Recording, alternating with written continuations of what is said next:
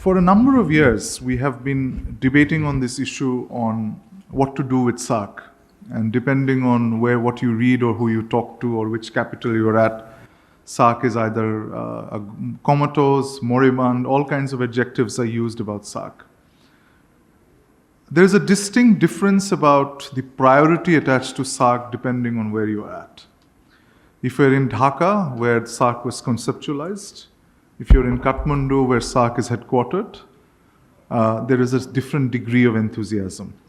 If you're in Delhi, perhaps SAARC is not on top of your mind always, because there are several other regional groupings, and there are also very important questions about whether SAARC is effective or what can be done about SAARC.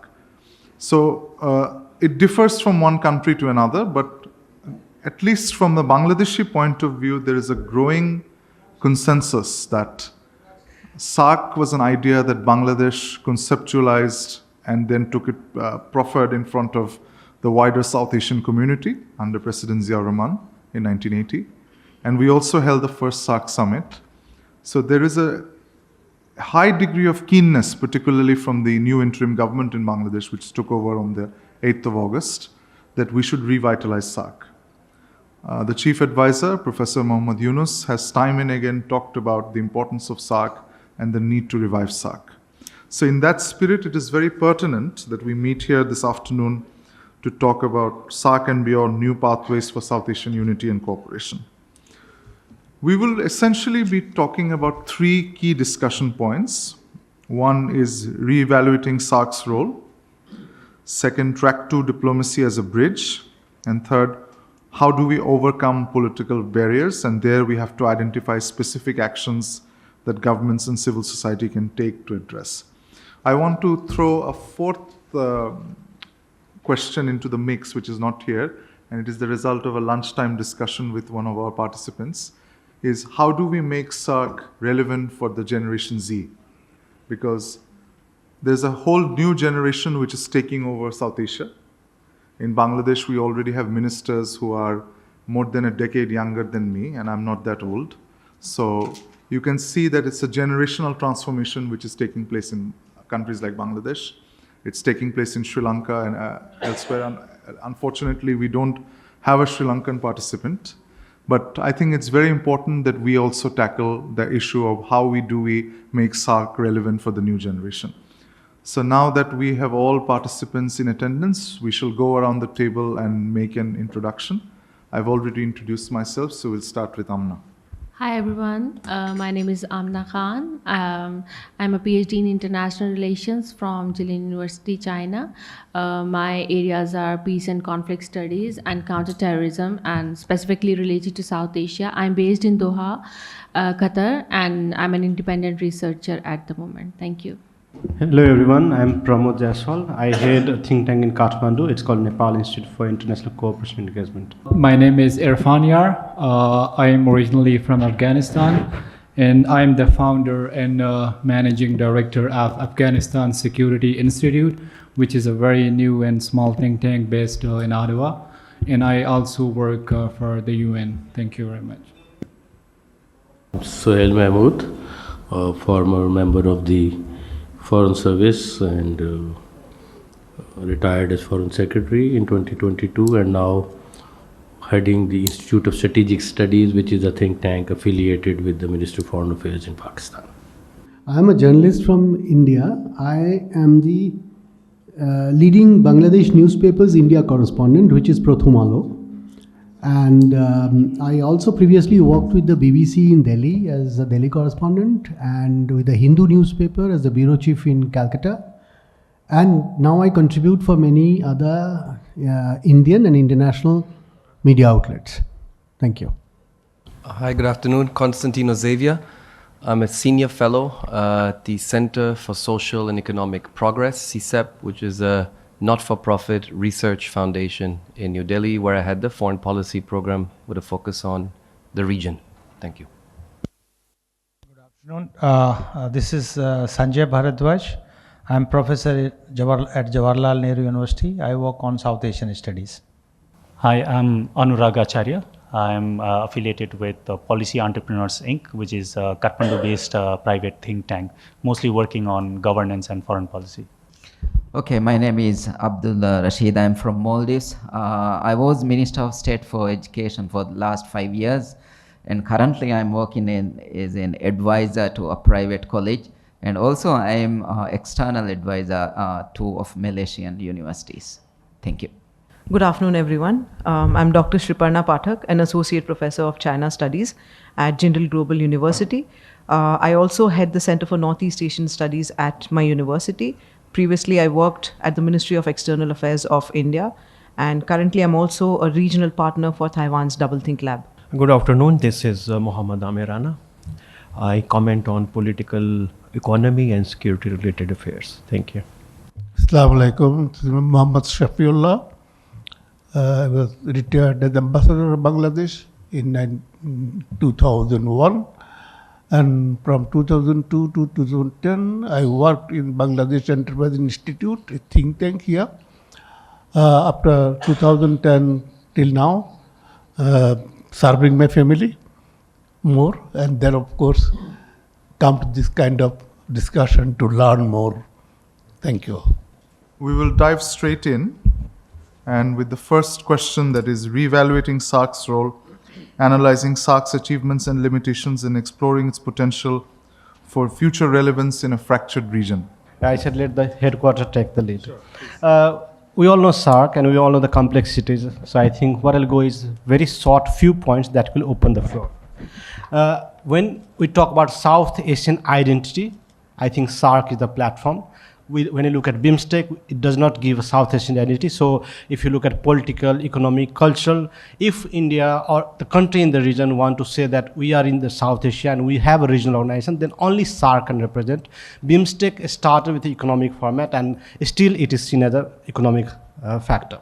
As you mentioned, in Dhaka, being a brainchild, and Kathmandu have the headquarters, have different enthusiasm, and the rest of the region does not have.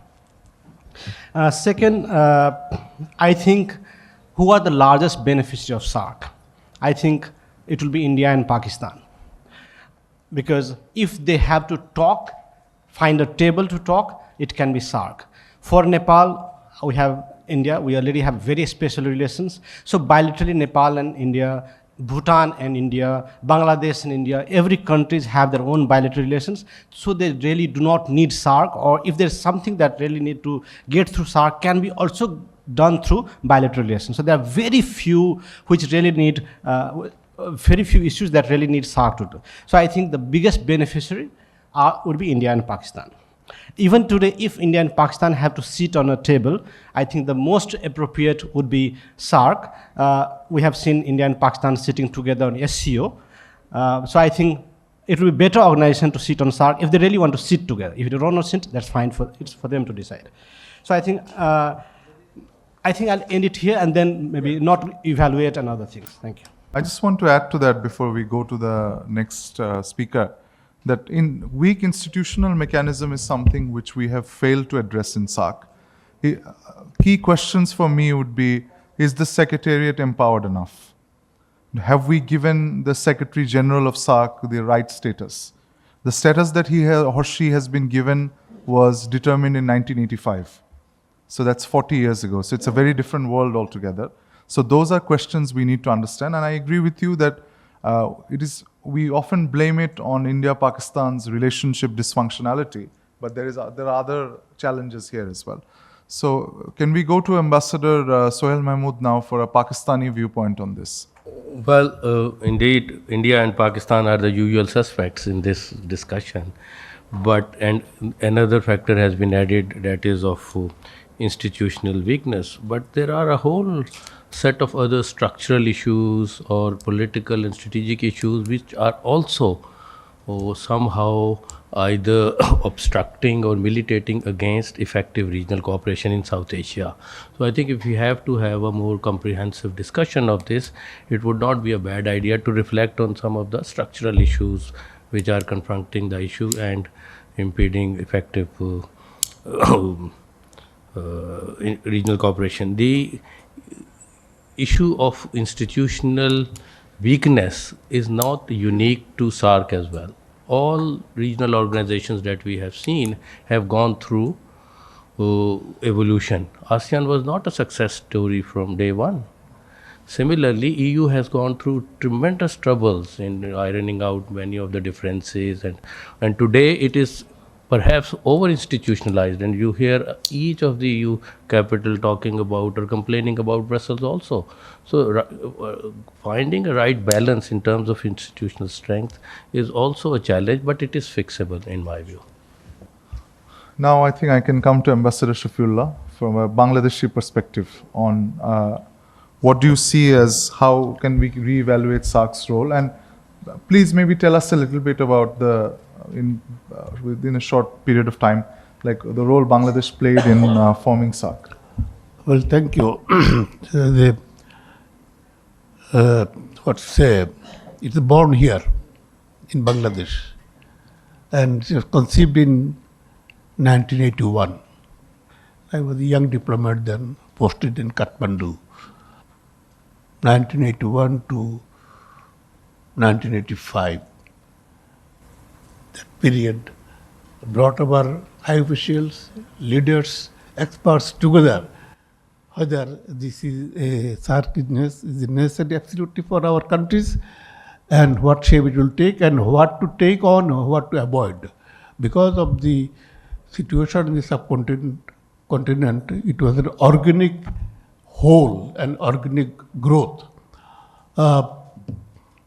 So it was thought that because of these historical backages, some of the issues should be avoided, bilateral issues should be avoided, and the contextual issues should be avoided, so that we can address on the human side of the problems, say for health issue, climate change.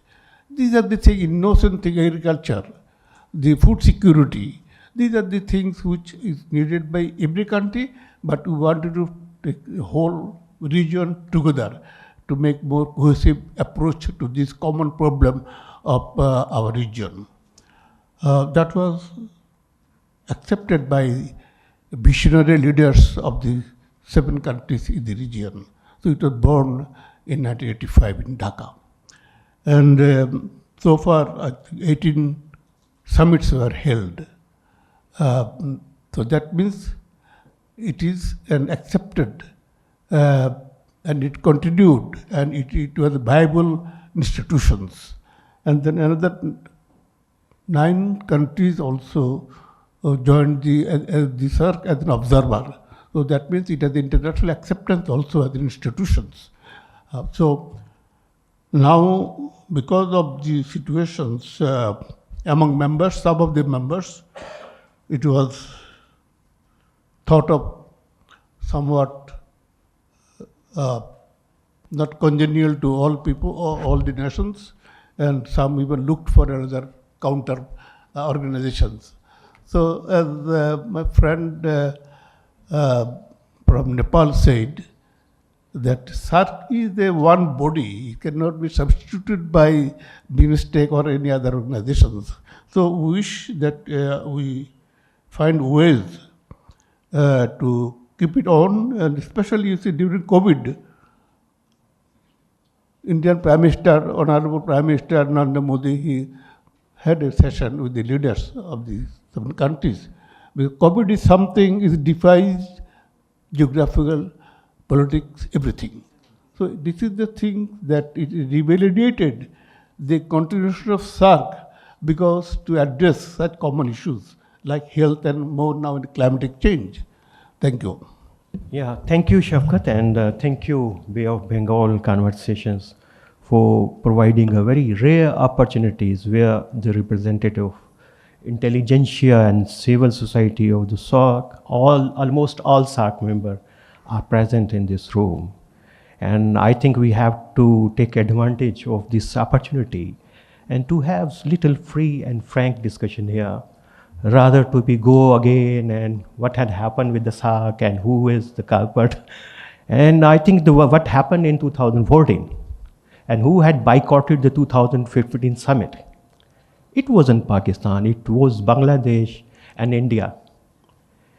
And blaming Pakistan that this is Pakistan and India relationship hosting this war, and it's not true. India, Pakistan have multiple formal, informal channel of talk.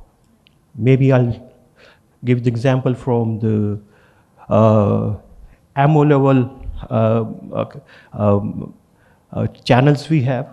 The 1.5 track and track 2, this always remain at certain level with the consent of or the semi-consent of the governments. This remain intact and still going on. And what we have seen that it was the Bangladesh who had come up with just creating the blockade in the way of the SAARC. And now we have seen the regime change, and this is quite very welcoming development that the chief advisor here is trying to make it active again. And perhaps we can't wait the regime change in India, but the rest of the member state of the SAARC can do some kind of the diplomatic efforts, the lobbying to convince India that is a neighbor first policy is backfired, haven't produced any conducive or conduct a positive result. Neither the BIMSTEC. SAARC has its own potential. This is for common shared history, language, culture, and everything. Though the SAARC mandate is not to discuss the bilateral issues at all, but it remained being hostage because of the bilateral issues of all that. I think from this we have to have free discussion on this, and I hope we will have talk from our hearts and not try to avoid what we hold inside and usually discuss outside of the table. The name of this conference is Bay of Bengal Conversations, so we have to have a frank conversation. It can't be an exchange where we are holding back. So, Tino, you have done a lot of work on regionalism, on how to integrate this region better, both from an economic and a geopolitical point of view. So I'm very keen to hear your thoughts on where do you see SAARC, what are the challenges? Thanks, Shafkat. Just maybe a few points to start, and that I like the idea we should speak from our hearts, but we all also have our minds, and we have to work with the world as it is, the region as it is.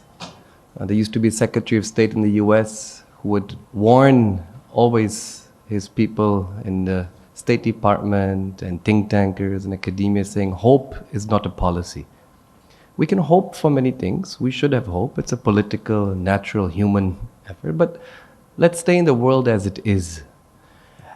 And I think these days I like more the second part, the beyond, new pathways for regional, because however much we want, I think Pramod is right. I mean, let's be frank. SAARC, we will not see another SAARC summit unless India and Pakistan normalize their relationship. Now, we can have that discussion. We could have a separate discussion, maybe here today if you want. I don't think it's a very productive one. I don't work much on Pakistan. I think none of us, some maybe have ideas, but we have to wait for that. It has not happened in 10 years.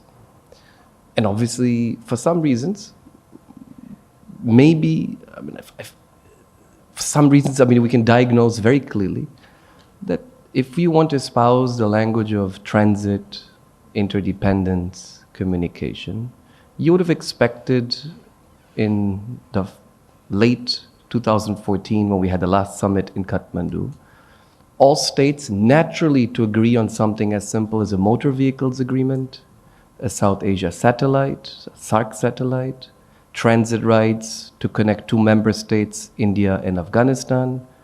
That did not happen. So after that, for other circumstances, that was seen as an unproductive platform.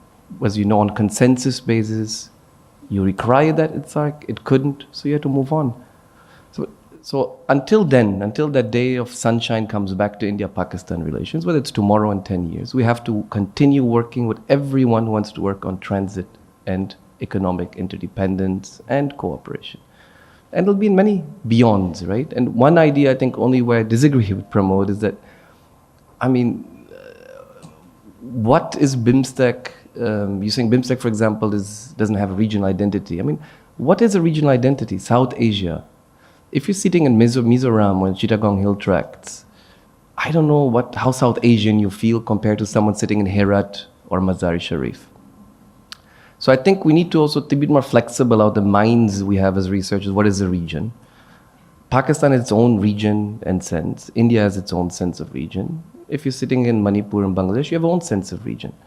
And naturally, I think if we're sitting here in Dhaka today, and I end with that, it makes quite sense to look at the region, and there's a Bay of Bengal identity, a very strong cultural identity, and economic also identity, and a security one too. The national security chiefs of the BIMSTEC member states have met 4 times in the last 8 years now.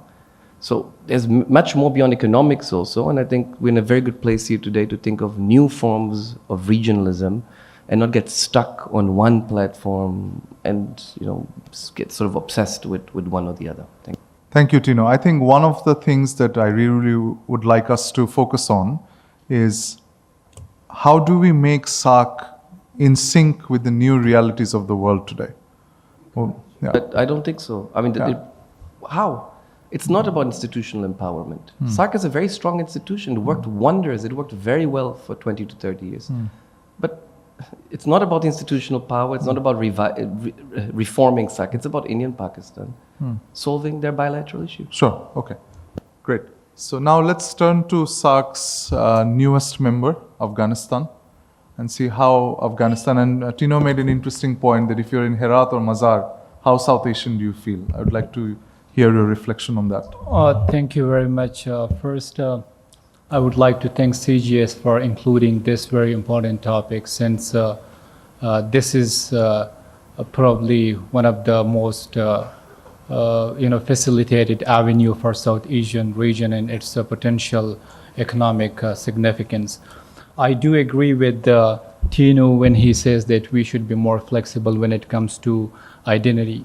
And for many years, it was a discussion within SAARC members whether Afghanistan should be a member or no, because there were there were discussion that it is not a South Asian country.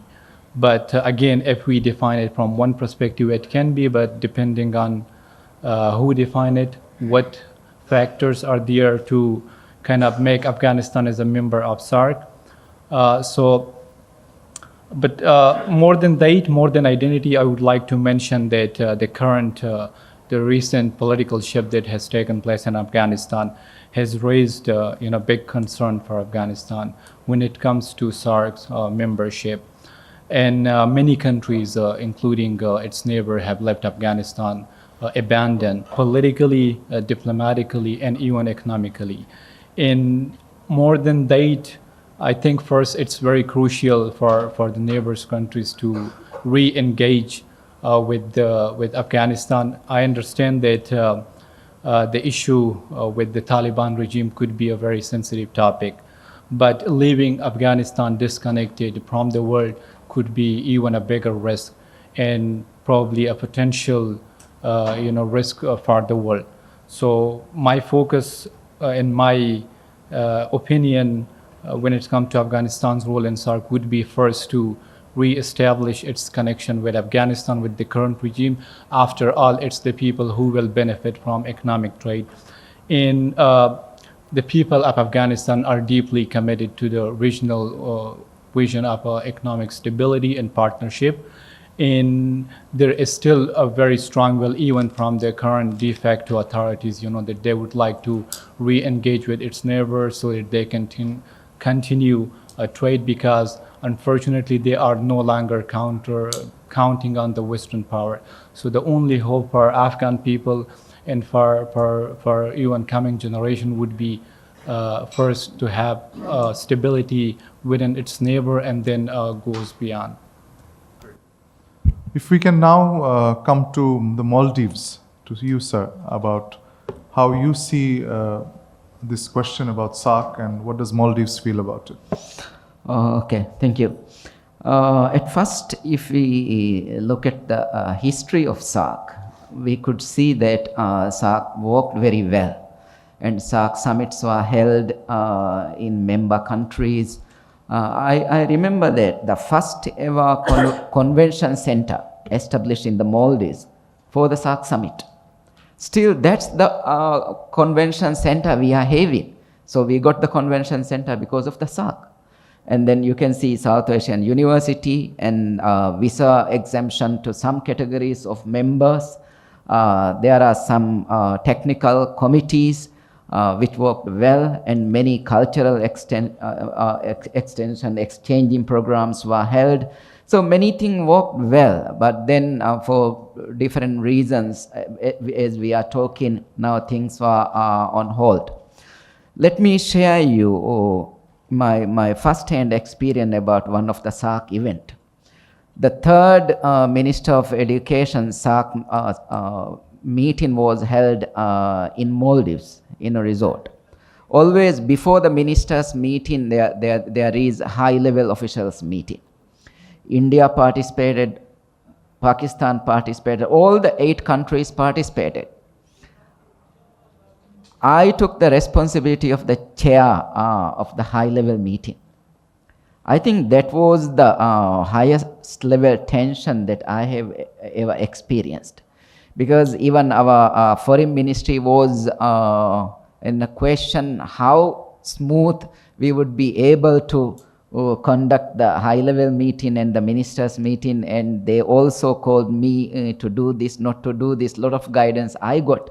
And I couldn't sleep well that night, because I was also foresee about what would happen. If anything goes wrong, I should take the responsibility as the chair. And then I prepared myself very well. Alhamdulillah, it was very successful, no issues. Pakistan, India, every member countries, we drafted the Maldives statement.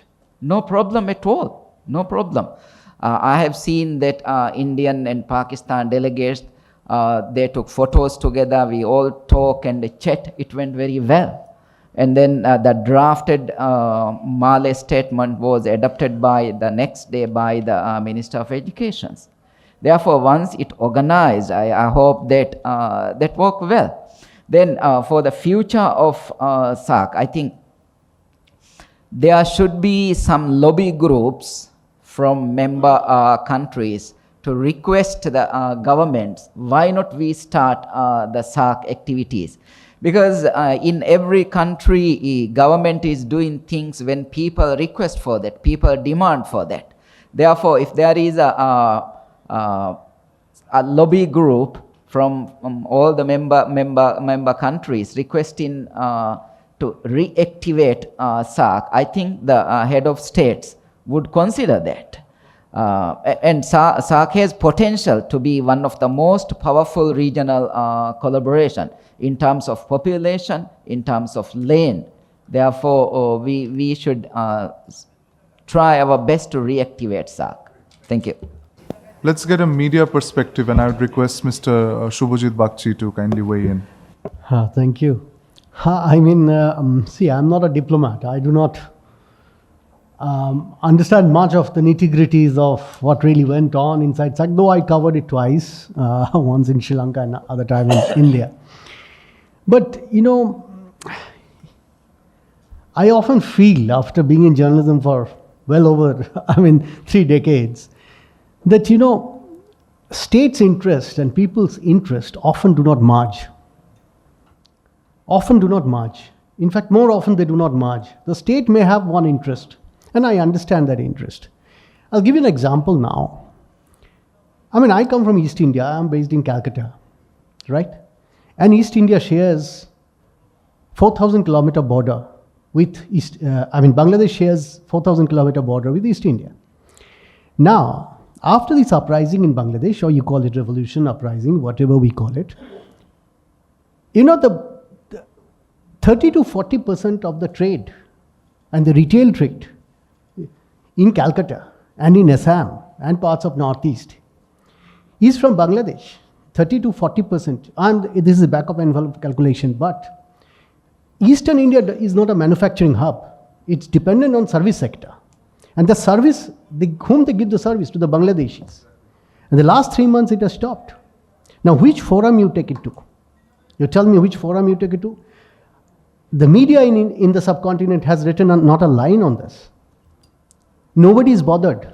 But you go to Calcutta, you go to Assam, and people, and the traders, and the people on the street will tell you about this. So if now, Ambassador Shafiullah said this, that, can we think of a situation when we talk of the cultural exchanges, people to people exchanges, developmental questions, etc. So take the thorny issues away. My point is, and the thorny issue is security, to be honest. So why, stock security in some other platform or something. But the world is moving forward, and this is the situation that we are going backwards in the region. Where SAARC was in 2007, there was so much of, all the newspapers used to send 3-4 people to cover SAARC. Today, they don't even know if there is, how many years it has not happened.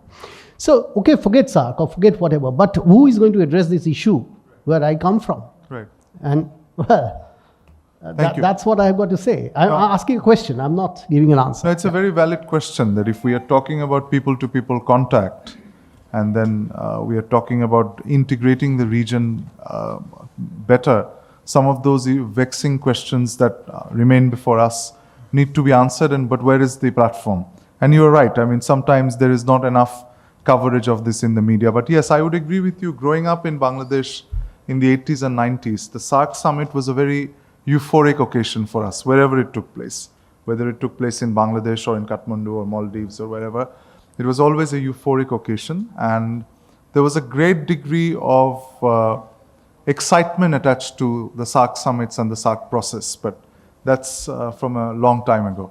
So we now come to Professor Sanjoy Bhardwaj to hear your views on this subject, and then we will have to slowly move into the second question.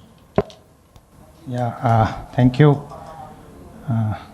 I was listening, everybody is very positive that the spirit is that everyone wants to revive the SAARC, wants to work with SAARC. Everyone wants to work with SAARC. So it's a good thing. But my point is that SAARC came into existence in 1985. It is almost 4 decades. We have done everything what it is required for a regional institution. All the agreements, conventions, treaties, everything it has been done. We have created a paper tiger. It's a paper elephant. Tiger se bhi bada lijiye aap. That everything is there in SAARC. And the most important aspect is we have everything to be united. What is required to be together?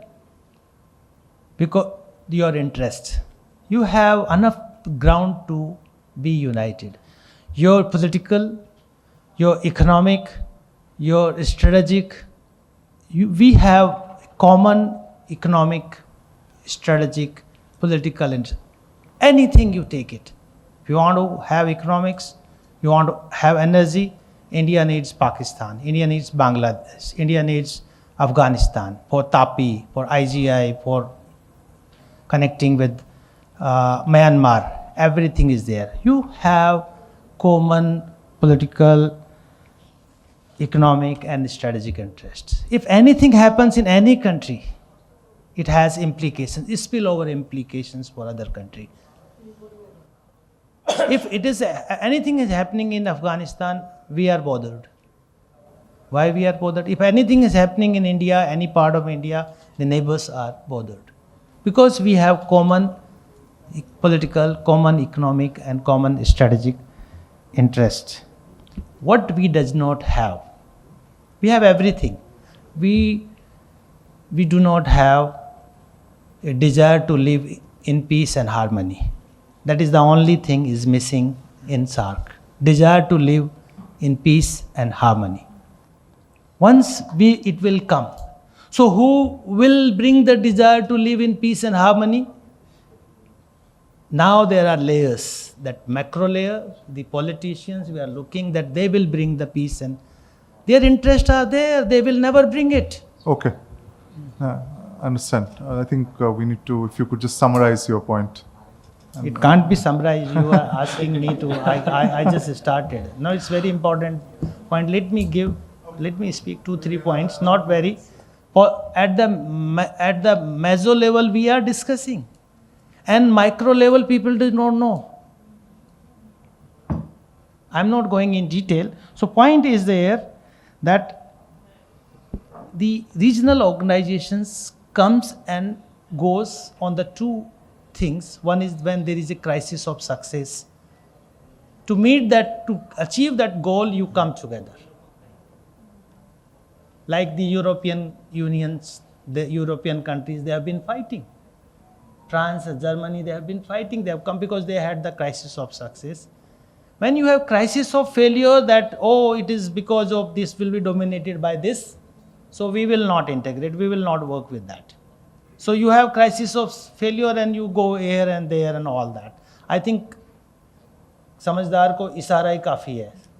So I'm not going into that. So we have to identify either we have the crisis of success, we want to become regional power, global power, we want to have our own identity, or just कि ठीक है, I am this and I am this and I am this and he is Pakistani, he is Bangladeshi, he is Nepali, he is Bengali, he is Hindi, he is Siddhi, he is Muslim and all that. Enjoy. I'm not going. So my point is there, we have to understand, you have to create your identity. Final point. You have to create your identity. Either you create a South Asian identity, Indian subcontinent identity, or your cultural identity, or whatever identity you create, and you enjoy that by creating supranational identity. You are French, you are German, you are Italian, but you are European. You have one identity, and under that identity you have created European Union and Euro and everything. Okay. And when you last point, and the identity itself also works reversely, that I am a Hindu or you are a Muslim or I am a Christian or I am a Sikh, and then you enjoy. So I think the core point is that once you will have desire to live in peace and harmony, you will be successful. Otherwise, you will just put the cap on this head and this head and this head, and things would go like it has been. Thank you. Well taken. Thank you. So while we round up this particular topic, I'll just have some quick interventions for Anurag and Amna, and then we'll move to Anurag first.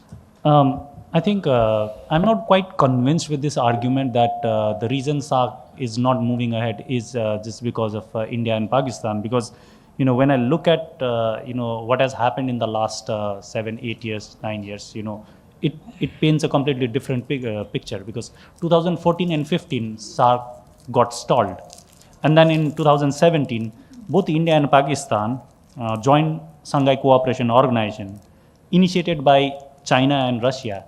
And interestingly, that was the same time when China and India were having a political fallout, right? So now if you look at how SEO councils, head of state and head of government are meeting annually. India has already hosted twice via video conference in 2020 and 2023, and in 2024 Pakistan hosted, and Indian foreign minister was Minister of External Affairs was in attendance in person in Pakistan. So and if you look at the way India cancelled its participation in the Champions Trophy recently, but then it is participating in ICC tournaments, right? So you had Pakistan team coming over to India to play in Ahmedabad, right? So it's very difficult for us looking outside to think that it is just because of two countries not getting along that SAARC is being stalled, right? And both India and Pakistan continue to engage in multiple forums, not just SCO. Now, I think Pakistan has applied for membership for BRICS. Tomorrow, if BRICS, membership is granted to Pakistan, is there going to be, participation from both countries in that forum? Of course, it is going to be, right? And what about, UN and other forums? So that is one point. And as for the relevance of why we need SAARC or why we don't need, there can be a lot of reason for not needing it, but why we need is, there is a lot of, things that has happened in the last few years, suggesting, we had a big COVID pandemic, which suggested that unless countries have transboundary cooperation or collaboration on these kind of controlling pandemics, then it's going to affect our population. Whether governments like each other or not, they have to collaborate on stopping these kind of transboundary things. Now, if you look at North India as well as Pakistan, it's covered in thick smog, transboundary air pollution. You have a transboundary disaster, wreaking havoc on India, Pakistan, Nepal, Bangladesh. These are our transboundary problems. Whether our governments get along with each other or not, the disaster is going to hit us. The pollution is going to be a problem. The transboundary epidemics, pandemics are going to reoccur. How are we going to deal with these things if we are not going to engage with each other? Of course, BIMSTEC is there. We collaborate on that side. But what about the other landmass from where we might have to face these kind of problems? So while rest of the world is going into closer integration, we are talking about disintegrating a forum that is already integrated. It just does not make any sense. Sure. Of course, a motor vehicle agreement and others are very sensitive issues, but there are other far more pressing issues where we could actually agree and talk upon. Why are we not doing that? So and let's look at SAARC's charter for a moment. It does not say anywhere that we have to deal with bilateral problems over there. It was created and conceptualized to discuss our multilateral issues that affect us all. Right. I'll stop there. Thank you. Yeah, polluted air does not recognize any borders, so it moves pretty freely, even if humans can't. But so, Amna, we come to you, and then we will close this question and move into the next one. Okay, thank you very much. Actually, I wanted to add the same point which Anurag has already explained, so I will not go into the detail again. So that's my point as well, that when India and Pakistan can meet, because of SCO, Shanghai Cooperation Organization, the Foreign Minister of India has visited Islamabad for the summit, then why not for the SAARC? If we are meeting in UN sessions and the other sessions, then why not because of the SAARC? So one, this will be among the, maybe as a recommendation or suggestion would be, for example, in SCO, there is a clear-cut point in the charter that no bilateral issue will be discussed at any cost in the in the organization summit. So maybe we can make such kind of point in SAARC as well. We won't discuss any bilateral issue, and there will not be anything related to domestic issues will not be discussed. It's already there. It's already there. Okay. Charter prohibits discussion on bilateral issues. Okay, I'm really sorry. That's fine. Okay, so but I'm talking about the practical thing.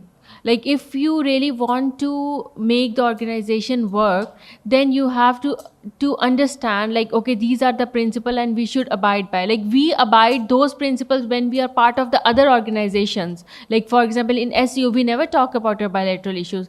Then why we don't respect our own organization's charter? And just about the India-Pakistan part, I would like to add just one thing. I think this thing, the success of SAARC or the reconstruction of SAARC is mainly very much of it depends on Indian side as well, because you agree or not, but India is the most influential state in South Asia at the moment. So until and unless they won't be giving any positive response or they won't be participating in it, it will be difficult for the other nations to combine. And the other scenario is the other nations except India, if we reunite Pakistan, Nepal, Bangladesh and Maldives, Sri Lanka, if they are reunited and want to pursue that, let's just forget about India and let's do something about it, because this is very important. We have a lot of other problems which Anurag has already discussed, that these issues, the COVID and the pollution, this will not see the borders, this will not see the visa issues. So if we can be together, we can be united, we can solve these issues more properly. We'll have a very quick intervention from Ambassador Sohail Mahmood and then move into the second question. Clarify a couple of things. Here, so far, it appears to be that there is a causal relationship between troubled Pakistan-India relations and SAARC dysfunction. Just to highlight, SAARC founded in 1985. 85, 86 were some of the toughest periods in Pakistan-India relations, but despite that, the 7 countries at that time agreed to form it. And between 1985 and 2014, there were several crises of India and Pakistan, but the SAARC process continued. Something changed in 2014, and I'll come to that. Second, when the founding fathers were creating SAARC, they were very cognizant of a very complicated political landscape in SAARC. That is why very advisedly they entered it in the charter that no bilateral and controversial issues would be taken up on this, so that the 7 countries could focus on the cross-cutting issues, things on which they could talk about and promote regional cooperation, notwithstanding their very difficult issues which had often led to wars between India and Pakistan also, and they agreed. Now, moving forward, they also created another mechanism. One day, the leaders would meet to discuss the SAARC agenda. The second day would be devoted to retreat. And there, they would have their bilateral meetings, and there they would discuss. And many a times it happened between 1985 and 2014 that India, Sri Lanka had problems, India, Nepal had problems, but this retreat mechanism was used to address and resolve some of the waxing bilateral issues again. Now, 2014, what happened? You have a new government in India which decides that it is going to have a muscular policy vis-a-vis Pakistan. Now, we can handle that also. But again, it is also decided that we will stop the SAARC process. Now, there is a reference to motor vehicle agreement or any other. Now, does the non-conclusion of one particular agreement in one particular meeting become reason enough to stop the whole process? No. India has stayed away from RCEP. Does that mean it has moved away from ASEAN? Does it mean that it has now second thoughts on Act East policy? There could be difficulties, and multiple meetings could lead to resolution of the issues that a particular country might have. So the point is that, and if security issues are the stumbling block, there are ways of addressing them also.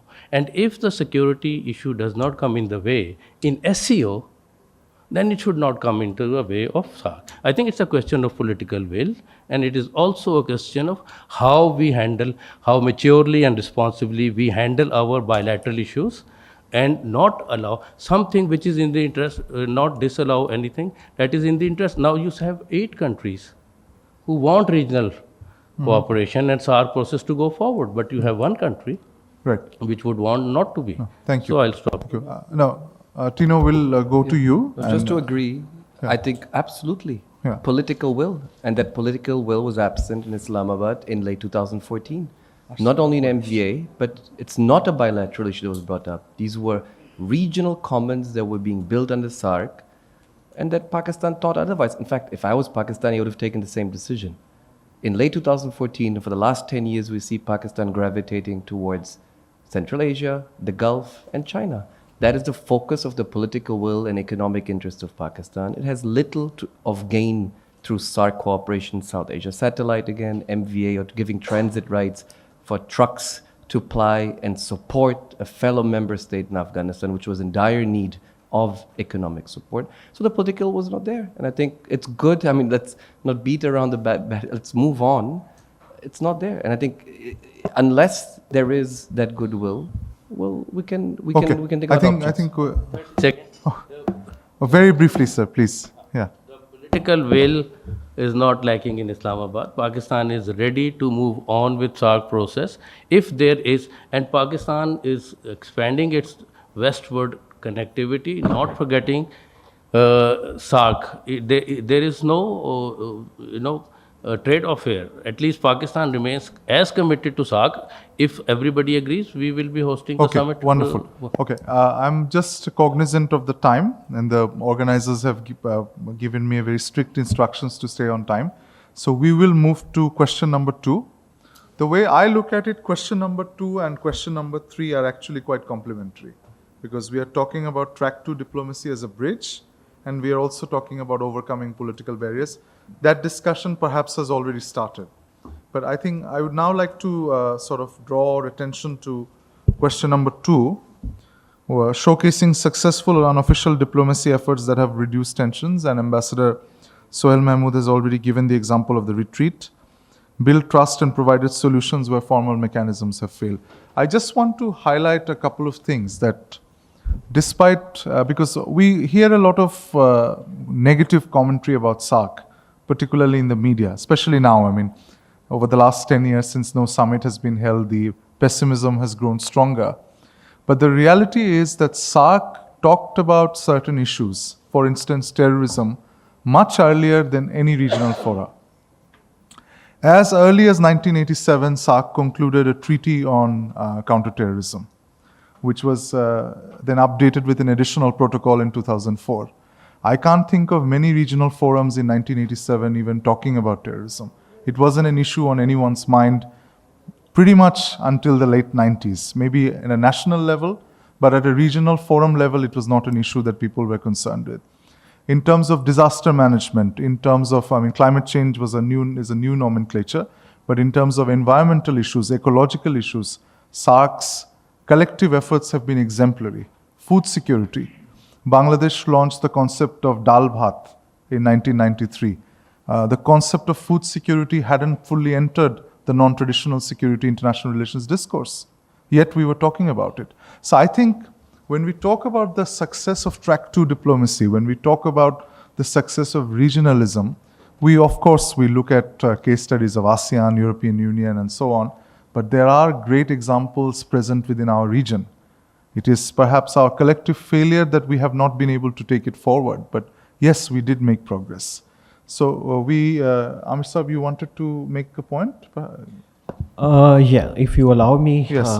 for a couple of minutes, and of course I'll also touch upon on this track 2 diplomacy. I'm being part of several channels, 1.5 and 2. I know what happens, and usually most of these channels run by the foreign funding, and now its funding is drying up, and that's why we see there's no momentum left in this channel track 2 activities, and no South Asian country has interest at all just to launch their own track 2 diplomacy channel or to people contact the channel. So maybe we can think about it, and there's a few efforts being made even by the Jana Maniruzama to create a one shadow SAARC and to discuss all these ideas, but all these experiments have been failed, and I don't know what is the reason. Economy is, of course, it matters a lot, even bilateral relations and in the SAARC. But what I have collected so far, there's just a few points that of course we all agreed that SAARC was conceived as a apolitical forum, and the idea was to capturing the diversity of the region.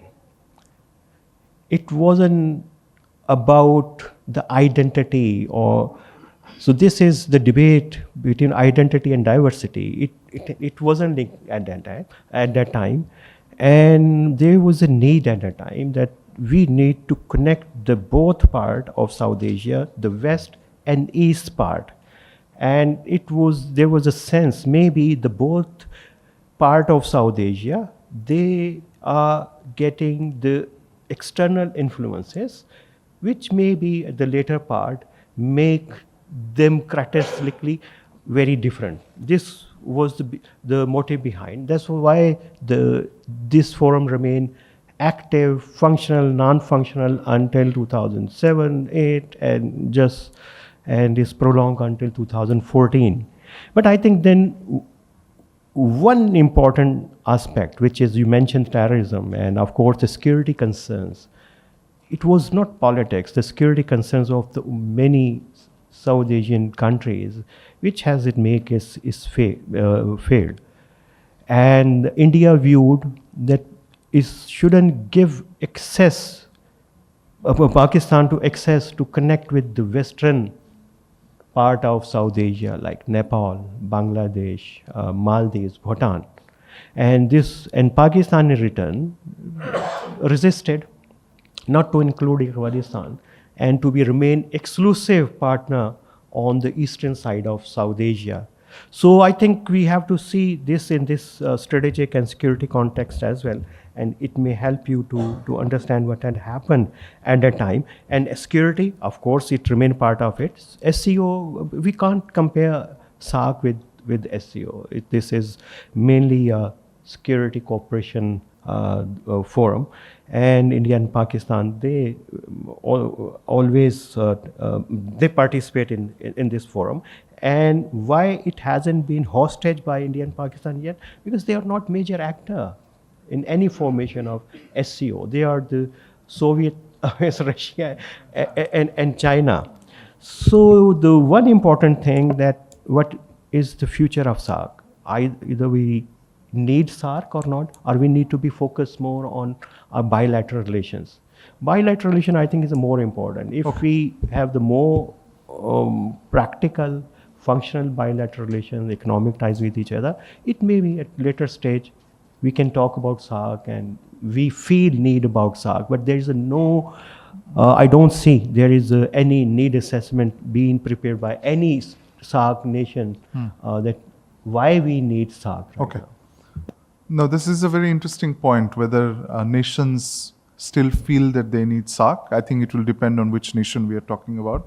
Some nations probably feel they need SAARC more than others, mine included. So we come to Dr. Sriparna Pathak. If you could touch upon a bit about track 2 diplomacy and how we can sort of strengthen track 2 diplomacy in South Asia. Thank you, sir. So to strengthen track 2 diplomacy in South Asia, maybe a leaf can be taken out of the track 2 diplomacy or engagements between India and Bangladesh. India offers 200 scholarships for Bangladeshi students under the ICCR scholarship scheme. About 3,000 ICCR scholarships were granted till 2018. So the number has increased at least doubly in these number of years. There's a high-level India-Bangladesh education dialogue, and India and Bangladesh actually cooperate in ICT programs. Medical tourism, 1 in 3 foreign patients in India is from Bangladesh. So about, between just out of 460,000 inbound patients in India, 165,000 patients are from Bangladesh. So Bangladesh actually contributes to 50% of total revenue from medical tourism in India. There are cross-cultural programs. Indira Gandhi Cultural Center recognizes divergent cultural programs featuring Indian and Bangladeshi artists. So maybe if we are talking about something similar within SAARC, maybe Pakistan can do something similar with Maldives, or maybe with Sri Lanka. Maybe Nepal can do something similar on these lines and engage in track 2 or do these sorts of things, which India and Bangladesh have together accomplished. In terms of music, because we also share certain linguistic similarities, fortunately or unfortunately, my dark name is Runa, after Runa Lela, and you'll find a lot of such people. So it facilitates these sorts of things. Maybe a leaf can be taken out of this. Maybe it's, this has not worked out with certain other countries, but between India and Bangladesh, this has worked out really well. So other SAARC countries can think of emulation. Great. Fantastic points. Did you want to say anything about track 2? Okay. Okay, we'll come to you in a minute. I think Ambassador Shafiullah will start with you then. Well, thank you. India-Bangladesh cooperation is still on, except for the other things. You mentioned about the scholarships, and so is also Bangladesh also hosting a number of medical students from India, and so with Nepal and Bhutan and other countries. These are going on, despite of SAARC or no SAARC. It was even before SAARC was even born there. This cooperation was there. Now the cost of track 2, as mentioned in the retreat, leaders used to meet. Cordial relationship is grown there. Now leaders are not talking to each other, they are talking to media. The leaders are talking to media, not directly each other. And so what happened? Media is playing a headache. They're writing according to their wishes. Most of the things, they toe the line of their government. The unfortunate part of this, the change of government, it's not like by, then the media follow the government policies. So media is having a field day because the big vacuum created by political leaders. They don't talk to each other. So in that position, track to diplomacy is like this. This one is also track to diplomacy. They are here. Now what to take home out of this? Because your recommendation go where? Your findings in this meeting go where? To a political level, to a foreign ministry, to intelligence community, other persons, to a media. Now who will receive you in such an atmosphere of created artificially distrust and the rise of communalism in the subcontinent? So this is the thing which everybody should think, that where we go and what was position until 2014 we had the last summit. So what we gain from 214 till now with our summit? We created a chaotic situation now. So unfortunately, the people contact, 15 lakhs Bangladeshi used to go to India by taking visa for Indian visa. It is, just think of now, nobody is going because atmosphere is very bad. Visa is not also issued. And even if you issue visa, many people will go to scared to go. Many Indians also very scared to come to Bangladesh. So in such a charged situation, track to diplomacy possibly can little contribute. The question is now, again, come to the same thing, that what we want in field, what our leaders want. Our interim Prime Minister, Professor Yunus, he was trying to reach everyone in the SAARC to revitalize it for the greater good of the community. When he called Indian Prime Minister also. Then he went to UN. There also he appealed to everyone to revive SAARC. Because if the atmosphere is cleared at the high level, at least if we are on a talking term, then the other thing will follow. It will lower down the mistrust, and we can look ahead for present and the future cooperation in many fields. Right. The door is open for this now because it was very consciously left out the bilateral irritating issues. So basic issues of human life and development are within the SAARC summit, SAARC perimeter for types of conditions. So we must appeal to our leaders to lower down the temper and come to a reality of the subcontinent. Right. And your point is well taken, that rather than talking to one another, leaders are talking to media. So I think that's a very interesting point. So if we could come to you, Pramod, and because you are quite active in the South Asian Track 2 scene, like what new Track 2 initiatives can be taken, not just with SAARC, but among the South Asian countries, not just about SAARC, but what are some of the new initiatives that can be introduced, and if you could shed some light on that. Theoretically, media, civil society, Track 2 are important. But do Nepal and India need all these Track 2? No. Do India and Nepal need free visa regime? No, we don't need visa to go to India. We have open border.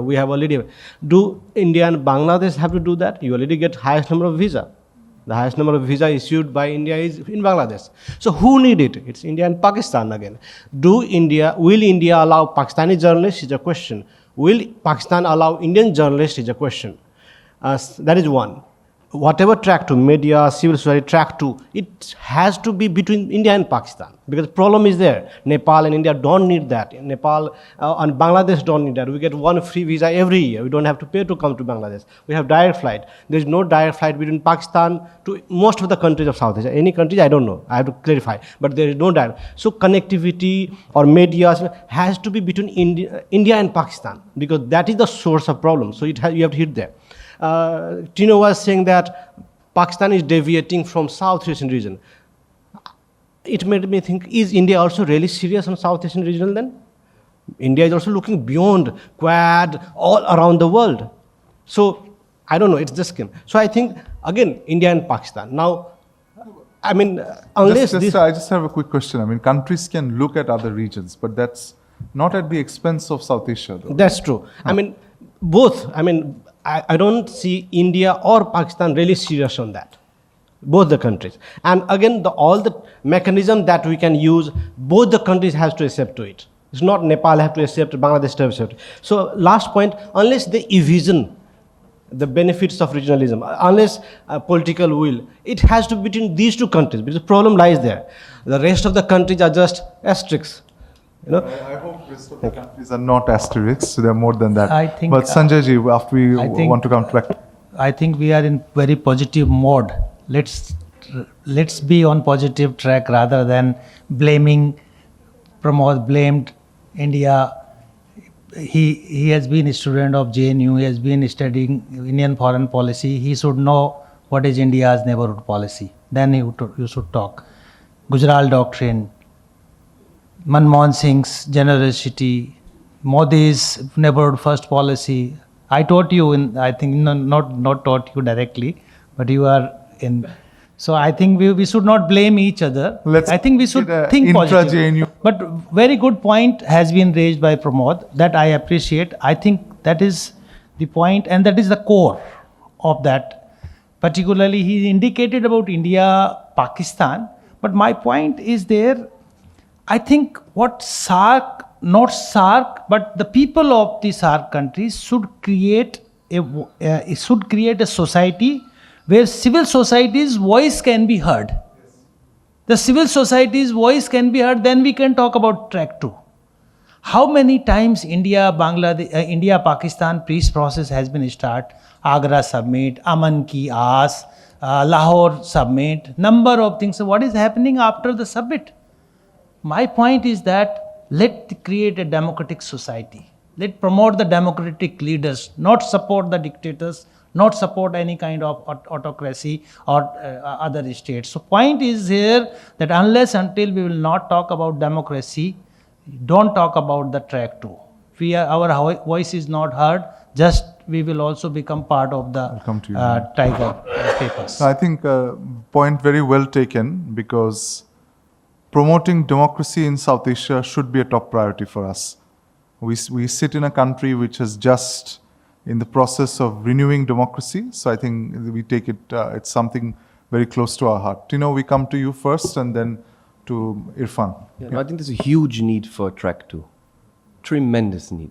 And I don't know why this is only India, Pakistan. I mean, I go to parts of Nepal that are literally on the border with India, and people do not know the new India that is emerging. And vice versa, there are people in UP and Bihar that have Nepal next door and don't know what is happening, the transformations in Nepal. So geographical proximity can be an illusion often, can be deceptive. We think we're close, we know each other.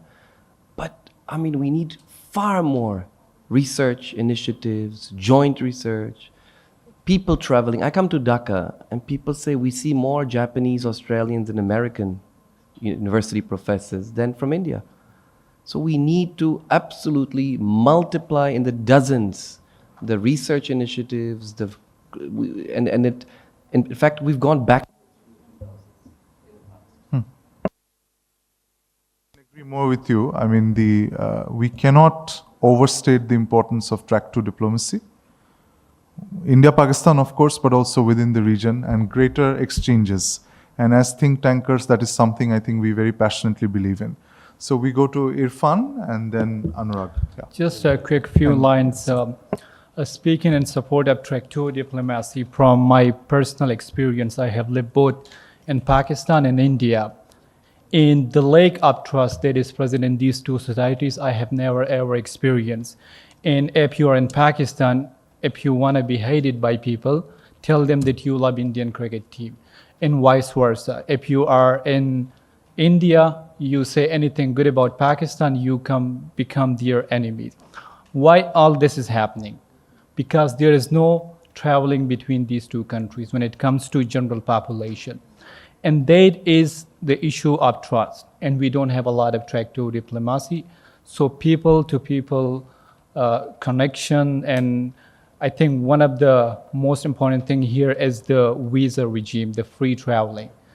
In this, instead of we making this thing easier, it's becoming more and more difficult, even between Afghanistan and India now, between Pakistan and Afghanistan, people are becoming more and more distant, and that is creating an environment of adversary which can affect trade and political relation. Thanks. Yes. I think I'll continue from where Tino mentioned.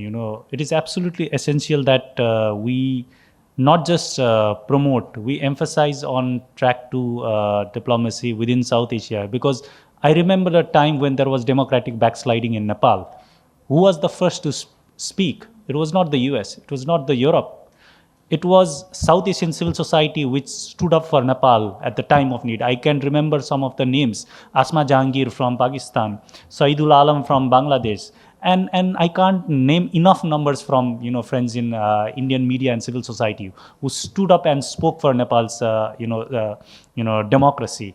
And similarly, when there was tensions between Nepal and India recently, at the political level, when there was a blockade. And later on, when there was a fiasco over a map, I think it was civil society on both countries. Especially, there was an outreach and back channels from Nepal's civil society, convincing and talking to Indian leadership, not even if not directly, through other small parties, through parties that were not in the government, convincing the Indian government to look at the humanitarian crisis caused by the blockade. And even during the map fiasco, when the two governments were at loggerheads, it was civil society in Nepal, despite polarization from media on both sides, said that, most of the Nepal does not support this kind of cartographic aggression that was, exhibited by our own political leadership, and we are against it. So despite, that kind of, diplomatic fallout, at the top level, I think it helped to take the edge out of the crisis that was created due to that, map fiasco. It was due to the Track 2 diplomacy. So we should never underestimate the importance of Track 2 diplomacy. I'm sure other friends have their experience, bilaterally as well. But we have enough. Pramod said that Nepal and India might not need it enough. But there will come a time, when even we need it, and we've seen that in the past, and there will be future, opportunities to use it again. Thank you. Proximity sometimes breeds distance as well. So I think Track 2 is required everywhere. So Ambassador Sohail Mahmood and then Amna. Yeah. Well, a couple of quick points, and then I'll come to the issue of Track 2 also. One, I think we should not only not deny that there is a South Asian identity, but also emphasize it. I would go to the extent that we have not only an identity, South Asian countries, we also have chemistry. And it, in very perverse ways, sometimes it works between Pakistanis and Indians as well. And all the others, whenever we meet anywhere, there is a special bond. And obviously, there are so many other cultural similarities also. Within one country also, you can find very different cultural traditions, different languages and all that. But overall, I think there is a case that there is a South Asian identity. Second, and this is a question, just curiosity, there is a lot of talk about neighborhood first policy. But I am interested in knowing what is the geography of this neighborhood first. What does it include and what does it exclude, the neighborhood? And then moving on to other things. I think one very dangerous trend that is taking place all over the world, and South Asia is not an exception, over-securitization of everything. And I think here the media and the think tank community have a responsibility also. When they see their governments drifting in that direction, at least whatever reasonable limits can be put on that, at least through public debate, that will help initiatives like regional cooperation and others. Now, in terms of what can be done about SAARC, I think you made a very important point that important achievements were secured on the SAARC platform at a time when other regions were not talking about these things. So one, we need to raise awareness for our own people and then amongst ourselves. So raising awareness is very important. And secondly, I think between Pakistan and India, there are several multiple track 2 channels. What we need is a SAARC-wide track 2 diplomacy, and for that somebody will have to get more responsibility and mobilization of resources also. I give you my personal experience. 38 years of diplomatic career, this is the first time I am able to visit Bangladesh for a variety of reasons, but some to do with the difficulties in the relationship we had for quite some time. So despite our best efforts, bilateral consultations could not be scheduled. So these are the things that we need to create more people-to-people contacts and experts sitting together and thrashing this, and not always accepting the government's narrative on some of the issues which are cross-cutting and which affect all of us as nations. Right. Thank you, sir. Now, I think one point is very significant here, which I think many of our friends have brought up, is that we talk about connectivity, but even within the region we have not connected. I mean, you don't have direct flights between countries. It's until very recently, in order to go to Colombo, we had to go via Bangkok. So those issues are very much there. Okay, we have a lot of connectivity between India and Bangladesh, and rightfully so. But even between Nepal and Bangladesh, Nepal is a near neighbor. We are only separated by 25 kilometers of Indian territory. How much connectivity is there? So I think those issues more than ever. Huh? More than ever. Right now, yes, but more than ever. This week, the dream of decades. You mean the power? Of course. Yeah. The dream of decades of people on whose shoulders we stand that have fought for regionalism has happened. There's a trilateral trans agreement. Yeah. Exports Nepal's undervalued and neglected hydropower potential is finally performing, and from Bhutan, by the way, too, via India, and a trilateral agreement with Bangladesh. I mean, on all accounts, this is the only region that has grown over the last 20 years. That's a great achievement. So just highest growth region in the world. This region, South Asia, over the last 10 years is the highest growing region in the world. 6-7%. No one. New transit rights. Pipelines have been laid first time in this region. 2. Port access is being given mutually. First time in the history of this region. WTO facilitation agreement. First time that countries have joined it and accelerated trade. Nepal's exports have risen dramatically for the first time in 20 years. Trilateral power we discussed. India-Bangladesh trade, with all its asymmetry, problems certainly, but has trebled in 15 years. BIMSTEC BRICS dialogue happened. Who wants to join BRICS in India, 2016? Who wants to join BRICS now after the BIMSTEC dialogue? Bangladesh and Sri Lanka. International Solar Alliance, Coalition for Disaster Resilient Infrastructure, Colombo Security Conclave. BIMSTEC finally has a charter. BIMSTEC has met on all ministerials over the last 6-7 years. I mean, you have a wonderful thing here in Dhaka. In fact, I'm glad the chief advisor met the Secretary General of BIMSTEC a few weeks ago and said that Bangladesh is very keen to take on the chairmanship for the 3rd time, because you have been the champions here in Bangladesh of BIMSTEC. So I think there's huge opportunities. The record, when you're saying, is that we have far too little still agreed, but over the last 10 years, we've come on all these indicators farther than ever on those countries to define what neighborhood first would be. I would risk a definition. Give the example of Sri Lanka also, the crisis when India extended. But that was Just also. give the neighborhood first policy. Thousands of examples can be given. But Okay, so many. okay. I think we're. No, geography, exactly. So wants Pakistan to be in that, to be in that Ambassador fold. Mahmood asks a very important question, which is who does it include?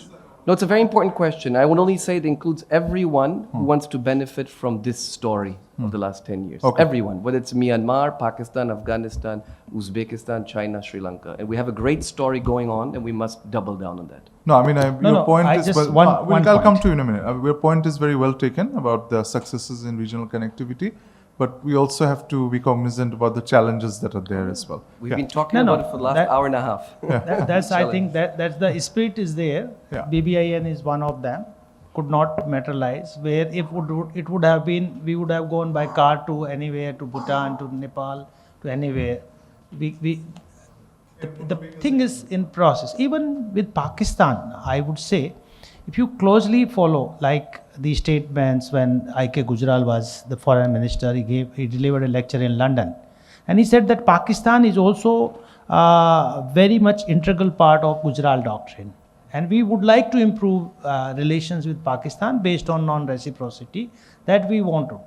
And even the Manmohan Singh government also, if you will take Modi's government, very critical point, Modi has also visited Pakistan just after taking oath, and even the Prime Minister of Pakistan visited to India while he was taking oath. Point is there that the will was very there. What happened that today we are not hardening? I think need to give a rational thought that so that we can move ahead, we can have more people to people.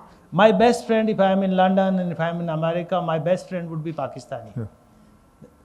The problem is not there. Problem is there, you have the track 2, but the track 1, they are conflicting and they do not want to have any kind of... No, that's a very solid point. And I go back to your earlier point that whether we have been able to give an adequate voice to civil society.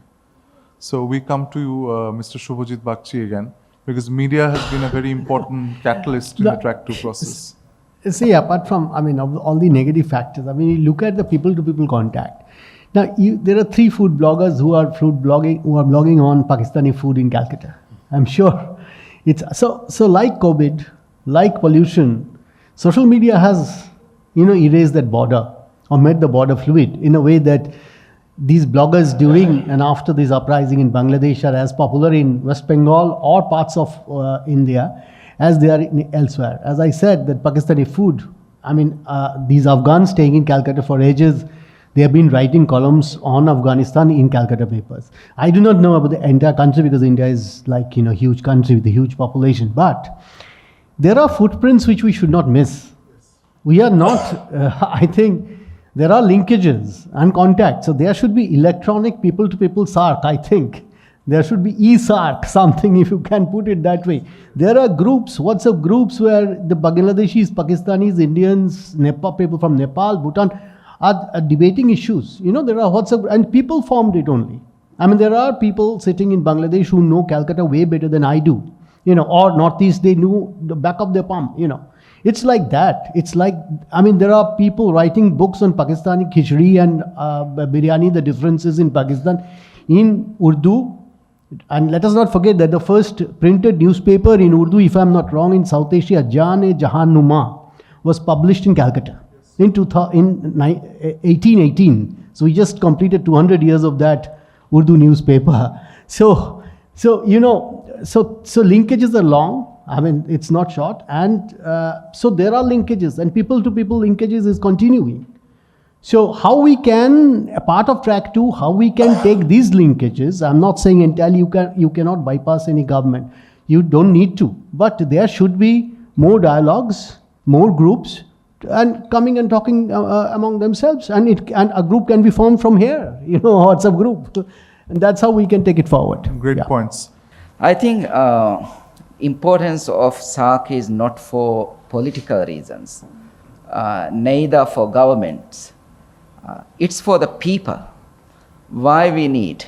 There are certain advantages that the people of these 8 countries can get through this type of regional collaboration, like if there is proper free trade agreement, definitely there will be mutual benefit. Same way, common currency is very important.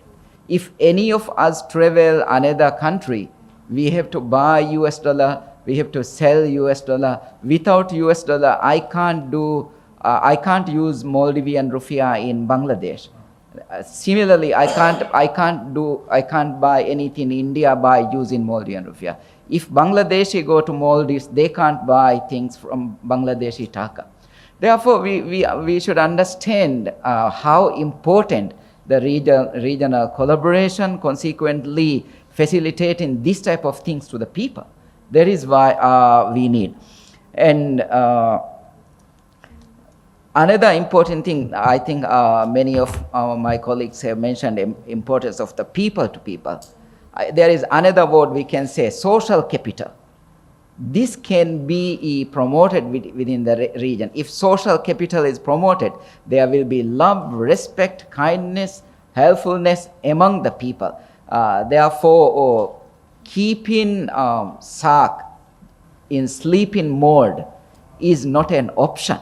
For the people of these 8 countries, we have to work for that. As Sanjoy has mentioned, that the civil society should raise the voice to be heard enough to the leaders. Then only I think that can be activated. Thank you. We can just add one thing. Yeah, One please, thing, very briefly. Yeah. For the last 4 years, if you look at India-China relationship, it has been very bitter since this Ladakh incident, right? And now it is, again, there's an uptick in the relationship as we see now various developments. And all these years, I have visited, last 10 years, I visited China 6 times. And it is interesting that I could not find a Chinese diplomat saying anything bad about India. They're only focusing on the positive between India and China. Only the Buddhist root, this, that, our ancient culture, tradition. There's nothing negative they have said. And they said this thing will change. We are old civilization, this thing will change. And today we see a substantial uptick in that relationship. Now, in the region, of course, we have been all blood brothers in the region partly, and we have been fighting. That's why possibly we are fighting more. But the fact, we have a different history with China. But the fact is that they never said anything bad about China. And this is, and you see, so how can we not follow a kind of a Chinese model in South Asia? It is difficult, impossible, I know. This is out of box suggestion. Then let's focus on the positive that we have. And I mean, in whatever way, and security will always be there. There's nothing doing, but what else we can do? I think South Asians are by nature cynics, so focusing purely on the positives is always a tall order. So what I intend to do for the remaining 17, 18 minutes is focus on question 3, which is overcoming political barriers, identifying specific actions, and to that I have added my own question. How do we look at a SAARC for Gen Z? And I go back to Shubhajit Jha's point that we are witnessing a generation which is far more interconnected globally and within the region than ever before. The kind of barriers that we thought existed or we think still exist don't really exist. They're far more global, they're far more cosmopolitan, they're far more international in their outlook. So I think how do we make SAARC or South Asian identity or South Asian regionalism relevant for them is a key question. So I'd request everybody to speak for 2 minutes so that we all get a chance. So we will start with Professor Sanjoy Bhardwaj. I've already pointed out that I think, there are thousands of examples that I can, particularly if I take, since I work closely on India-Bangladesh relations. And I've seen that the guards are changed from over the years, but the people to people connect had continued. The trade relations had continued. Scholarship, academics had continued. Treatment had continued. My point is there that this is because the two civil societies are forcing the you can say the top high politics to make the points. He correctly pointed out, I think you pointed out, about the blockade. Blockade in 2015 when there was conflict between Nepal and India. But what happened that the people of Nepal, they were coming, and Indian people, they were forcing that no, we should open it. So I think it is the people that there should be bottom-up approach rather than the top-down approach to build a South Asian society. And for that, I think the most significant point is that unless until will not create a supranational identity. What is the supranational identity? And that we understand that unless until it could be a South Asian society, it could be whatever, and we should work and under that identity, will not work on narrow nationalism. I think that would be a only path to come and integrate at the bottom level. Okay, great. Anurag, 2 minutes, please. I think it's very good that Sanjay once again brought that issue about Nepal-India tensions during that blockade period. One of the reasons why we were able to push the governments on both sides to engage despite those tensions that looked very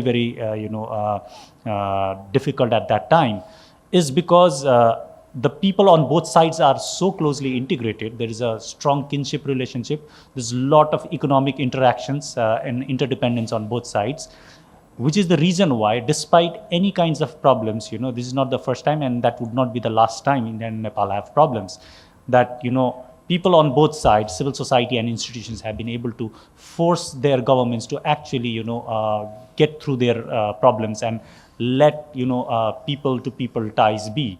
Right? So because South Asia is not just about governments and regimes that don't get along.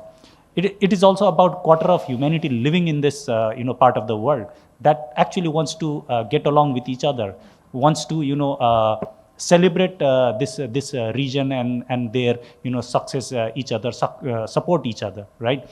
So if India and Pakistani civil society and media cannot find space in New Delhi and Islamabad to talk to each other, they are very much welcome in Kathmandu. They are very much welcome in Dhaka, of course in Colombo, in Male and elsewhere. So I think we can't endlessly wait for governments to get along and let people-to-people ties suffer in the long run. Thank you. Just a few points I want to highlight. As you questions about how could we make SAARC more relevant to the younger generation.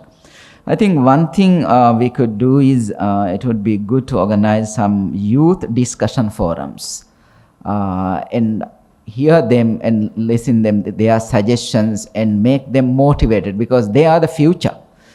If they suggest some strategies and practical ways, and then if that could be implemented, I think SAARC would be more suitable for the young people.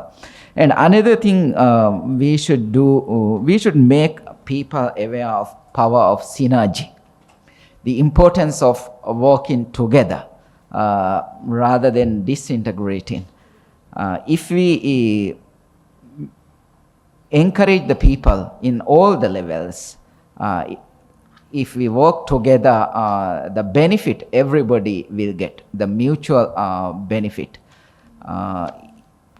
If we are not working together, now we can see each country is just a country. We have no collaboration, only we can't say no collaboration, but limited collaboration is there. But if we promote it, definitely we all can benefit it. That's what I want to highlight. Thank you. Thank you, sir. Just very few quick concrete points on how do we overcome political barriers and specify specific actions which governments or civil society can take. I think you and Tino already spoke about the electricity generated in Nepal, which will reach Bangladesh via the Indian grid. So I'm not going to focus more on that. There was one more thing which happened in 2019. Bangladesh and Bhutan had proposed a trilateral cooperation with India in hydroelectric power. So another interesting thing which can be done by other countries in the region. Another quick point from this year, in 2024, India, Maldives and Sri Lanka kicked off Dosti 16 in Maldives to address maritime concerns, common maritime concerns like piracy, overusage of maritime resources, and so on. So maybe that can be done, expanded by other countries as well. Coming to Gen Z, how do we, get Gen Z to understand, or the next generation? I'll just give a few, just a very quick example. I was doing a project on Nepal for the Taiwanese. And the Taiwanese, of course, do not understand Nepal the way Indians would probably understand. One of the questions out of the 99 questions I had on Nepal was on the sorts of OTT programs that are there on Netflix in Nepal. Now, sitting from the Indian cyberspace, I could not access it. So maybe again, in a collaborative way, unified way, we reach out to Netflix and say that, it's why not? With Pakistan, thanks to Coke Studio, there's already a lot of understanding. People, even I hum to Coke Studio songs. One more thing which can be done, because education is a need for the youth. We have a youth bulge in all our countries. Anurag and I were talking about JNU before this, and as to how in JNU now prices have increased for international students. What can be done, what my current university does where I teach, is having dual degree programs or having semester exchanges. That will not burn a hole in the pocket. It'll be just a semester wherein students from other countries can go to each other's countries and so on. So I think these sorts of things can help the Gen Z. Thank you. Yes, Gen Zs. So I think this is a quite complex phenomenon. And last week I was in Kathmandu interacting with the youth from South Asia, particularly from India, Bangladesh, and Nepal. And what I found that the movies, the Bollywood is not creating impact in Pakistan, not bridging the gap, and neither the Pakistani dramas, which are popular here and other part of South Asia, they are not bridging the gaps, but it's only part of the entertainment for them. We also do, after every 2 years, a study of mapping the perception of the Pakistani youth. And you're right, the youth, at least in Pakistan and perhaps in Bangladesh as well, they think more globally, and they usually don't associate themselves with South Asia. It's not anymore. And last study we had did 2 years before, only the one KP province, which is bordering with Afghanistan, they felt more affiliated with South Asia rather than the Punjabis and Sindhis. Those share border with India. So it was quite interesting. And maybe we need to do more research that how the Gen Z's mind works, and Bangladesh is a good example what had happened here. But I think more than research is always, there is a space for good researchers. But the activism, this basically is change dynamics. And I agree with Bhardwaj Sahab that civil society relations, this is very important. It should be the key, and maybe around the idea of the democracy, and the democracy not in the electoral democratic terms, but as a whole package, which may connect the region. Otherwise, the democracy will be as failed as other ideas we have tried to implement. Maybe last point, the Jahannama has been mentioned here, but one very interesting recent example by the Ravi Shankar Bal novel, Dozakh. This is a dialogue between Manto and Ghalib. There's two poets. It's a fabulous dialogue. That novel comes about the North Indian landscape, about Pakistan from Bengal. So this kind of the attempts, efforts, I think it's create more cultural impact. exchange. Yes. So my compliments. Ambassador Shafiullah. Bangladesh is different from many aspects of the other countries of the region, in the sense that we have been a struggle nation, struggling against the nature initially. Then we fought the liberation war for democracy. We have been ruled by successive authoritarian regimes, and the young generation now, they did what they wanted. They wanted democracy, freedom of speech, freedom of association, non-interference in our internal affairs. So they dreamed it, and they fulfilled their dream also on 5th August. They're killed, replaced by another person coming. So that is the nation we are. So our metrics, our thinking is different from, in a way, some difference with other nations in the region. In a way, they are interconnected to the region and world because of the revolution in the communication sector. So they are not that bind within the territory of the South Asian countries. But for a nation, and which our young and the conscious people values most, is that we should be left our own way to develop our own country. Okay. That's the dream of our young people. And any government in Bangladesh who will fail to fulfill, he will not be there. Okay. Thank you. We are running quite short of time, so if I could request our friends on this side to be a bit brief, but we'll start with Amna. Yeah. Coming to the track 2 diplomacy and then Gen Z, we are putting everything together. Like, I think Gen Z nowadays, it's like they are very much well aware kind of a young generation. They already know a lot due to the social media and all. But do they know much about their neighboring cultures and their neighboring traditions? I don't think so. If you are living outside your country, like for example, I live in Qatar, and I lived in China. So there I had a lot of Indian, Bengali and Nepali friends. So from them I came to know about their culture. But till the time I was in Pakistan, I didn't know anything about it, to be honest. When I was last year, first time I came to Bangladesh. To be honest, when I was coming here, I was a bit afraid and I was a bit scared, like I don't know what they will think, because we had some past experience. So I was thinking like, I don't know what will happen, how will I, face them, and like what kind of questions I'm gonna get. But when I came here, my mindset and everything was totally changed. I never ever thought that I will get that much appreciation, I will get that much love and respect from my like Bangladeshi friends. And then I met here a lot of other Indians and Nepali people as well. So, of course, people to people contacts, and this track 2, track 1.5, they change and shape your public opinion. But the problem here is, as Sanjay Saab has mentioned already, the problem is not about the Pakistani people and Indian people or the Nepali people. Problem is in the policy makers. Because we are best friends. I am here, I'm most of the time spending here with my Indian and South Asian friends. And we are sitting together, eating together, doing everything.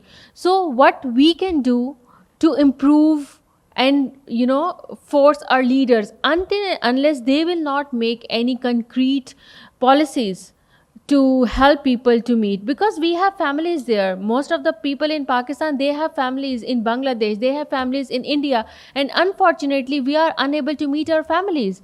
They cannot get the visas to meet the families. So I think, and then one more point I would like to add it, to engage Gen Z or to engage the future generation, media can play a very, very important role. Like for example, if like Bollywood, everybody watches Bollywood, right? But if you see Bollywood movies, those movies will be more, they will earn more, which will be against Pakistan, or they will promote Pakistan as a villain, that, their army is bad, their, everything is bad. So those movies got more famous. So this is also the thing, that if you want to improve relations with your neighbors, you should have you should use media as a positive tool, not a negative tool. Okay, got it. Okay, Pramod. I just continue from what Amna said. Like, when you talk about SAARC, we're talking about the government. People have no issues. Sanjay sir said that whenever you go to Europe or US, he has friends from Pakistan. But we're talking about India, the government of India and government of Pakistan. So when you look at SAARC, it makes us sad. When SAARC was active, we had People SAARC. And when SAARC was inactive, we don't have People SAARC. Have you heard about any People SAARC conference recently? No. So it's not media influencing government. Here the government is influencing media, the government is influencing civil society.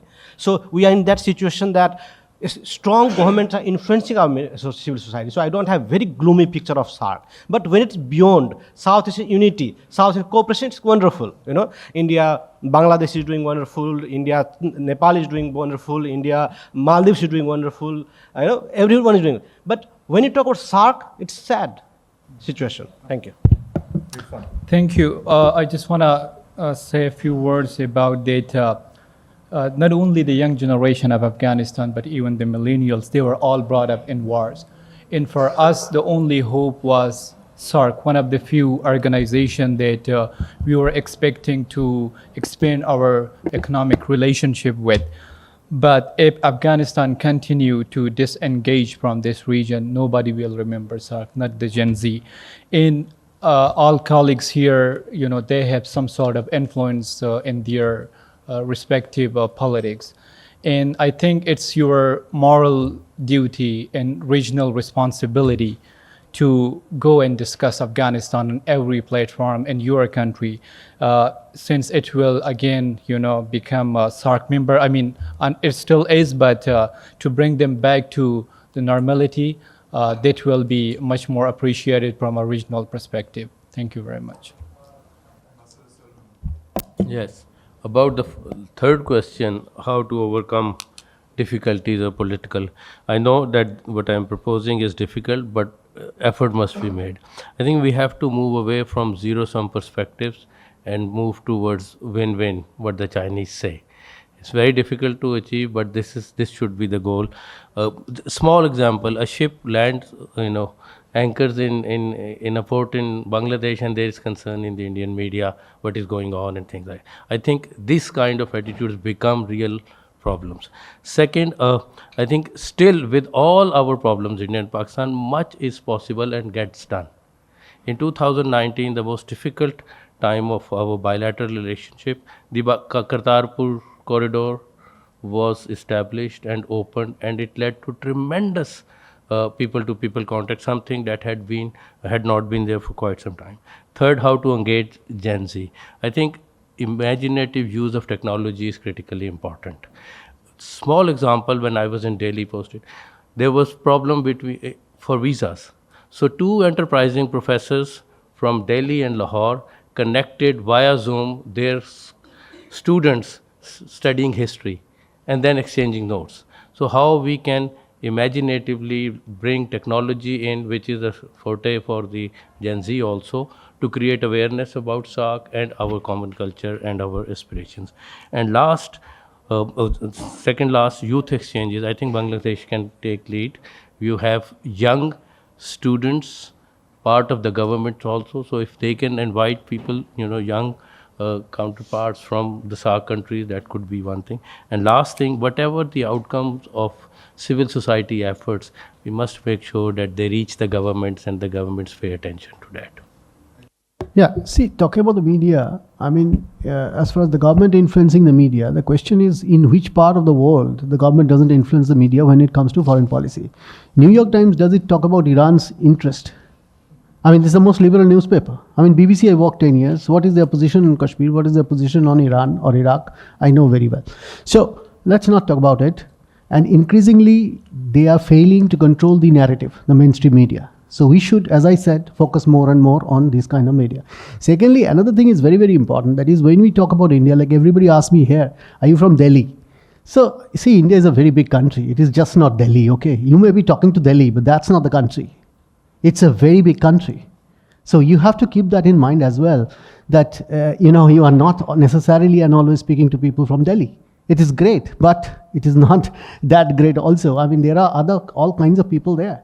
Right. So you have to think in terms of the country and talk to people from other states as well, right. Which almost never happens in case of Track 2, whatever little I have participated. It's very capital-centric, I agree. Yeah. The second last word from Tino.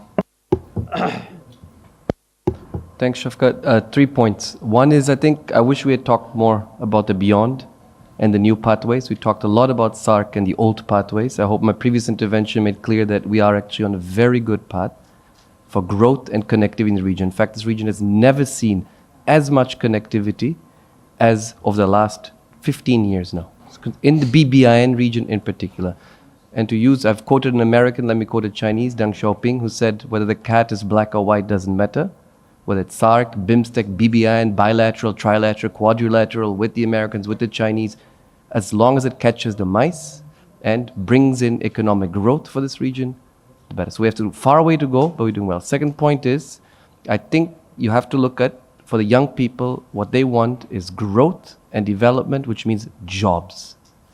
We are more than unemployment. The threat looming on this region and on government and political stability is underemployment. And therefore, whatever works, building on point one, to empower growth and the young people through jobs, through regional, intra-regional connectivity and growth, building the bridges, the railways, the pipelines, the roads I just mentioned, the hydropower projects, that is necessary for that growth and employment-led agenda. And third point, we cannot talk only among ourselves in this region. That's why the first point I made, what is South Asia? We imagine South Asia beginning in Herat and ending in Aizawl. There are many regions and sub-regions. Indonesia is a maritime neighbor of India.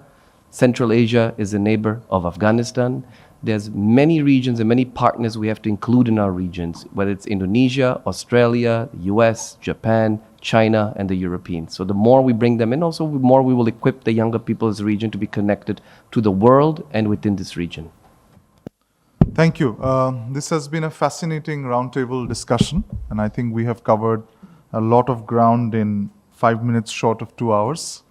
I don't want to necessarily sum up what has been said because that would be a really tall order. But what I want to say is one of the key takeaways that I go with, and I think many of us will go with, is we have to look at the beyond. Yes, SAARC has been an important part of our journey of our countries, of us as individuals, but there is now a new world order. We have to look at the beyond. A new generation is taking over the reins in South Asia.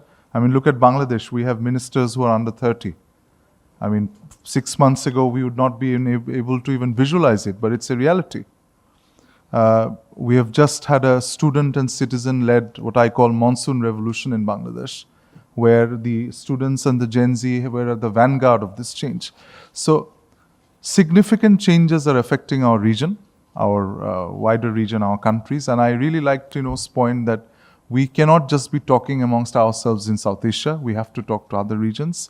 And we also have to be cognizant of the fact that South Asia is not just 8 countries. It's actually multiple regions, cultures, communities, languages. But I would also like to say that, and I'm very enthused by Sanjayji's comment that his best friends in Europe are Pakistanis, that South Asians demonstrate a great degree of unity and bonhomie when they're outside the region. And that is because we have much more in common than what divides us. And that is the, I think, most important takeaway for me. Thank you very much, ladies and gentlemen. Thank you for being with us. And thank you for a wonderful discussion.